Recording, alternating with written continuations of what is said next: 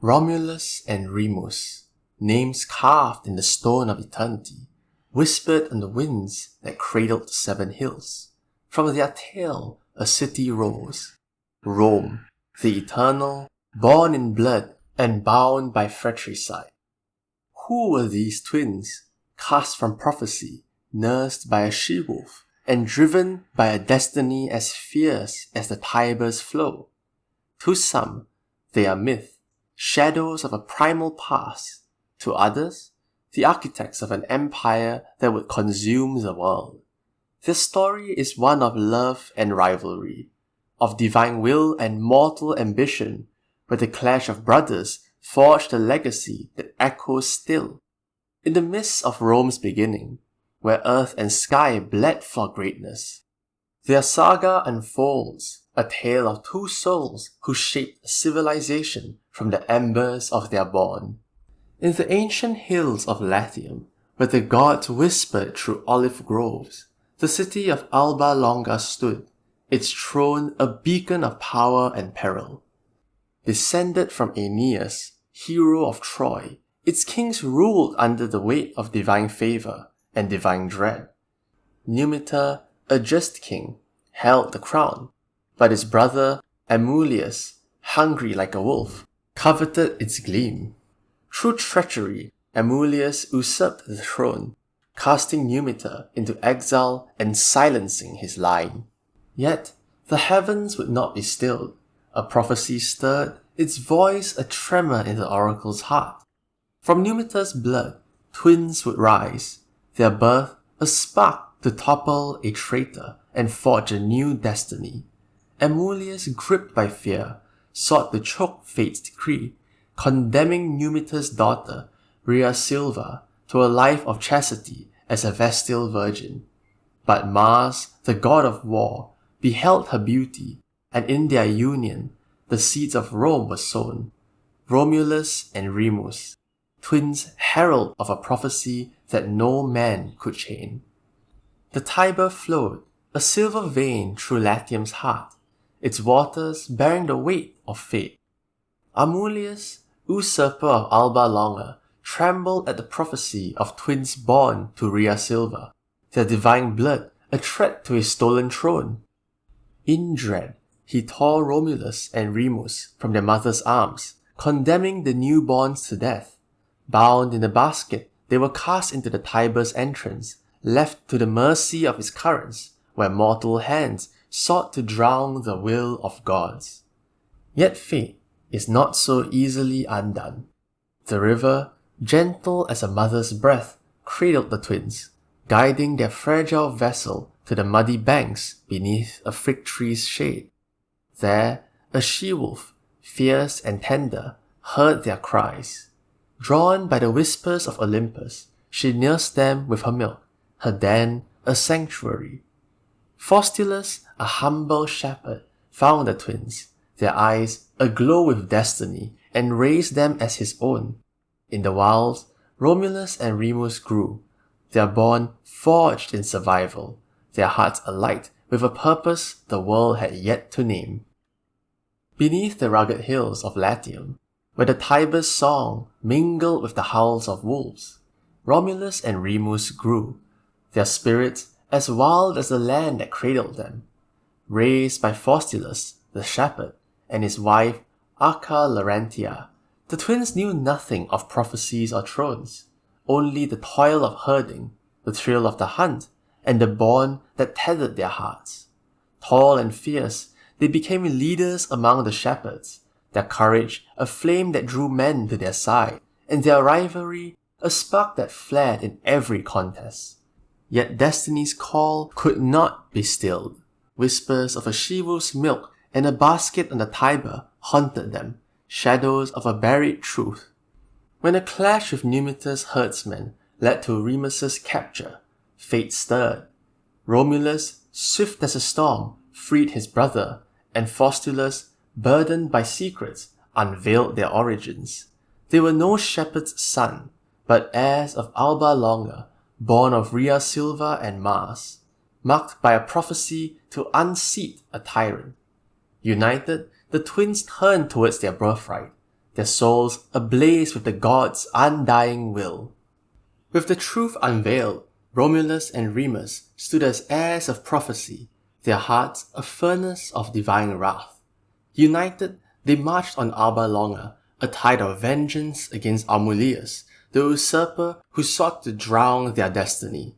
Their swords sang with the fury of Mars, their followers, shepherds and outcasts, roared as one. Romulus fell, his throne shattered, and Numitor, their grandfather, was restored, the gods fulfilled in blood. Yet the twins, restless as wolves, yearned for more than a borrowed crown. They dreamed of a city to call their own. By the Tiber's sacred banks, where their lives begun, they chose their ground. But harmony frayed under ambition's weight. Romulus favoured the Palatine hill, Remus the Aventine. Each brother's vision a spark that kindled pride. They sought the gods' favour through augury, counting birds in the dawn sky. But omens clashed as fiercely as their wills. Signs were disputed, tempers frayed.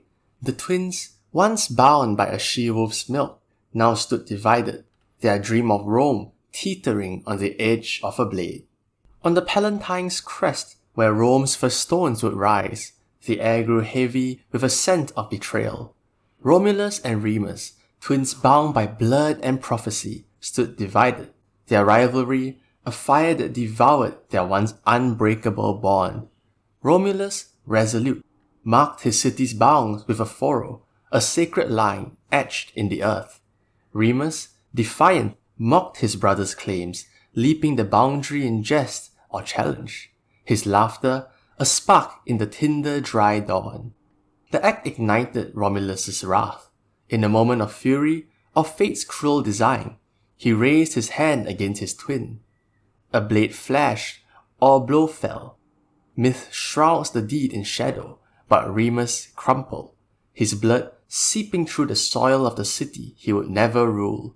The she-wolf's milk, the Tiber's mercy, their shared dreams, all undone in a single, irreparable act. Romulus stood alone, his victory hollow, the cost of Rome's founding etched not in marble, but in mourning. Fratricide stained the seven hills, a wound that would forever mark the eternal city's soul. From the blood-stained earth of the Palatine, Romulus rose, no longer a brother, but a king, his crown forged in the shadow of fratricide. Rome, a newborn, was his canvas, a city of outcasts, shepherds, and wanderers, drawn to the Tiber's call. With a will as unyielding as the hills, Romulus shaped its destiny, his vision a flame that kindled a civilization. He founded the Senate, a council of elders to guide the fledgling state, and divided the people into tribes, binding them beneath laws etched with divine fire. To swell Rome's ranks, he opened its gates to exiles and fugitives, their loyalty a cornerstone of his reign. He waged wars, seizing the Sabine woman in a gambit, a bold act that sparked conflict yet birthed alliances. Temples to Jupiter and Mars rose under his gaze, their altars tying the city to the gods. Romulus ruled as both warrior and priest, his scepter a bridge between mortal ambition and heavenly will. Through his hand, Rome's heart began to beat, a city of wolves with teeth bared to the world. In the shadow of Rome's rising glory, Romulus stood as its first king, his name a thunderclap over the seven hills. For 37 years he ruled, forging a city from blood and vision. Yet the gods, ever watchful, weave no tale without an end. On a day shrouded in storm, as Romulus reviewed his legions on the Campus Martius, fate, or divinity, cast its veil. A tempest roared, clouds swallowed the sun, and in the chaos, Romulus vanished, his form consumed by the storm's embrace. Whispers spread like wildfire. Some swore he was slain, murdered by senators jealous of his power, his flesh scattered in silence beneath the cloak of thunder. Others, awed, claimed the gods had taken him, Mars his father lifting him to the heavens as Quirinus, a deity eternal. Rome mourned, yet revered him, their king, now a star in the divine firmament. Was it death or deification? The truth lies buried in the mist's hollowed shroud, but Romulus's shadow lingered, a god king whose city would never fade. Romulus, whether mortal or divine, left his mark on the earth, a city born of wolves and tempered by war. Rome, his creation, rose from a Palatine's blood-stained soil, its foundations laid in the shadow of fratricide and the fire of ambition. He was no mere king. He was the architect of an eternal idea, a civilization that would stretch from the Tiber to the world's edges. His legacy is Rome itself, the Senate he formed, its voices echoing through centuries, the tribes he united, weaving outcasts into a people, the temples he raised where gods and mortals shed breath. Yet, it is a legacy of light and shadow. The abduction of Sabine women sowed seeds of strife, and Remus's blood haunts the city's soul, a reminder that greatness bears a cost. Romulus gave Rome its ferocity, its hunger, its unyielding will, a she-wolf's heart that drove an empire to conquer and endure. In every stone, every triumph, his spirit howls, a flame in marble, a beacon for a city destined to rule, its story forever intertwined with the twins who birthed it. Romulus and Remus, twin sparks of a myth that kindled an eternal flame.